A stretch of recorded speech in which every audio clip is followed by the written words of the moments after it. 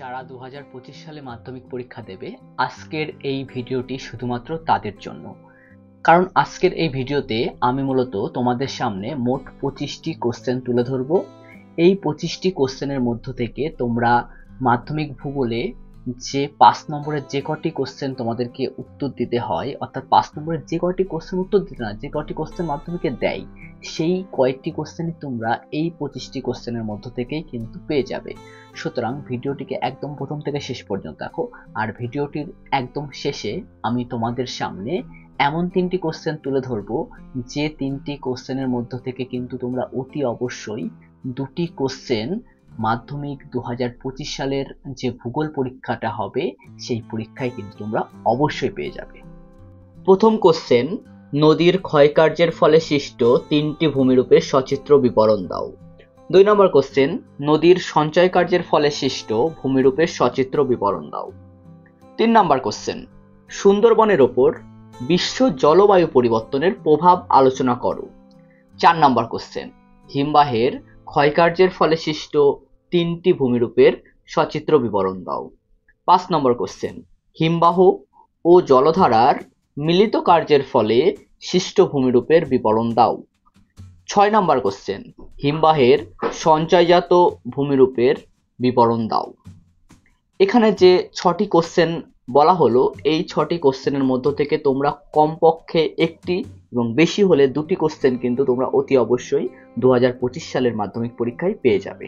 তো এবার যে কোশ্চেনগুলো আছে, বাদবাকি প্রাকৃতিক ভূগোলের বাদবাকি যে কোশ্চেনগুলো, সেই কোশ্চেনগুলো আলোচনা করছি। 7 নম্বর কোশ্চেন, উষ্ণতার তারতম্যের ভিত্তিতে বায়ুমণ্ডলের স্তর বিন্যাস করো, যে কোনো 2টি স্তরের বিবরণ দাও। 8 নম্বর কোশ্চেন, বায়ুমণ্ডলের উষ্ণতার তারতম্যের কারণগুলি আলোচনা করো। 9 নম্বর কোশ্চেন, বায়ুচাপ বলয়ের সাথে নিয়ত বায়ু প্রবাহের সম্পর্ক আলোচনা করো। 10 নম্বর কোশ্চেন, নিরক্ষীয় জলবায়ুর অবস্থান ও বৈশিষ্ট্যগুলি লেখো। 11 নম্বর কোশ্চেন, চিত্রসহ পৃথিবীর বায়ুচাপ বলয়ের বিবরণ দাও।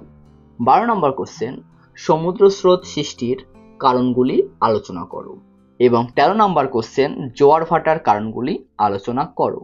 এখানে যে 13টি কোশ্চেন মূলত আলোচনা করা হলো, এই 13টি কোশ্চেনের মধ্য থেকে তোমরা অতি অবশ্যই 2025 সালের যে মাধ্যমিকের যে ভূগোল প্রশ্নপত্র, সেই প্রশ্নপত্রে কিন্তু এখান থেকে তোমরা অতি অবশ্যই 4টে কোশ্চেন পেয়ে যাবে। আমাদের যে আঞ্চলিক ভূগোল আছে, সেই আঞ্চলিক ভূগোলের প্রধান অধ্যায় অর্থাৎ ভারতবর্ষ, এই অধ্যায়ের যে খুবই গুরুত্বপূর্ণ কোশ্চেন, যে কোশ্চেনগুলো 2025 সালের মাধ্যমিকে আসার মতো, সেই কোশ্চেনগুলো নিয়ে আলোচনা করছি। তো তার মধ্যে প্রথম প্রশ্ন কি আছে, পশ্চিম হিমালয়ের ভূপ্রাকৃতিক বিবরণ দাও। 2 নম্বর প্রশ্ন, উত্তর ও দক্ষিণ ভারতের নদ নদীর তুলনা করো। খুব ইম্পর্টেন্ট কোশ্চেন। 3 নম্বর, ভারতের জলবায়ুতে মৌসুমী বায়ুর প্রভাব লেখো। 4 নম্বর প্রশ্ন, ভারতের জলবায়ুর নিয়ন্ত্রণকারী উপাদানগুলি লেখো। 5 নম্বর প্রশ্ন, ভারতের জলবায়ুর বৈশিষ্ট্যগুলি আলোচনা করো। 6 নম্বর কোশ্চেন, ভারতের মৃত্তিকার শ্রেণীবিভাগ করো এবং যে কোনো 2টি বিভাগের বিবরণ দাও।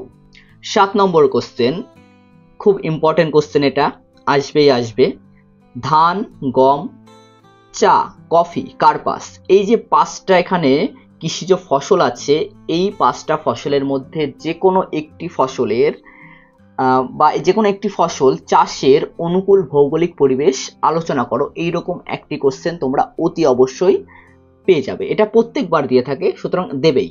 আগের বার ইক্ষুটা দিয়েছিল, সুতরাং এবারের জন্য এখানে সব থেকে এখানে এই 5টা রয়েছে, এই 5টার মধ্যে থেকে তোমরা একটা অবশ্যই পেয়ে যাবে। সুতরাং এই 5টাই তোমরা বারবার লিখে লিখে প্র্যাকটিস করো, অবশ্যই এখান থেকে একটা কোশ্চেন পেয়ে যাবে। দেখো 8 নম্বর কোশ্চেন, পূর্ব ও মধ্য ভারতের লৌহ ইস্পাত শিল্পের উন্নতির কারণ লেখো। 9 নম্বর কোশ্চেন, পশ্চিম ভারতে পেট্রোরসায়ন শিল্প গড়ে ওঠার কারণগুলি লেখো। 10 নম্বর কোশ্চেন, ভারতে অসম জনসংখ্যা বন্টনের কারণগুলি আলোচনা করো। 11 নম্বর কোশ্চেন, নগরায়নের সমস্যাগুলি আলোচনা করো। এবং লাস্ট 12 নম্বর কোশ্চেন, ভারতে দ্রুত জনসংখ্যা বৃদ্ধির কারণগুলি লেখো। এখানে আঞ্চলিক ভূগোল অর্থাৎ ভারতবর্ষ থেকে যে 12টা কোশ্চেন তোমাদের সামনে তুলে ধরলাম, এই 12টা প্রশ্ন থেকে তোমরা অতি অবশ্যই 4টে কোশ্চেন পেয়ে যাবে, এ বিষয়ে কোনো সন্দেহ নেই। এবার আমি তোমাদের সামনে যে 3টে কোশ্চেন বলবো, এই 3টি কোশ্চেনের মধ্যে থেকে তোমরা অতি অবশ্যই 2টি কোশ্চেন পেয়ে যাবে, কেননা এই 3টি কোশ্চেনই খুবই খুবই গুরুত্বপূর্ণ 2025 সালের মাধ্যমিক পরীক্ষার্থীদের জন্য। তো কি কি কোশ্চেন আছে? প্রথম কোশ্চেন, হিমবাহের ক্ষয়কার্যের ফলে সৃষ্ট 3টি ভূমিরূপের সচিত্র বিবরণ দাও। হিমবাহ ও জলধারার মিলিত কার্যের ফলে সৃষ্ট ভূমিরূপের বিবরণ দাও। এবং 3 নম্বর কোশ্চেন, সেম কোশ্চেন, ধান, গম, চা, কফি, কার্পাস এই 3টি কৃষিজ ফসলের চাষের অনুকূল ভৌগোলিক পরিবেশ আলোচনা করো।